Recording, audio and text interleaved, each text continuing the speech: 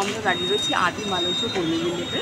তো দেখুন ওরা এভাবে ওদের রেস্টুরেন্ট এবং এত মানুষ এই সময় এসে গেছে, সন্ধ্যা হওয়ার সাথে সাথে আরও মানুষ আসবেন।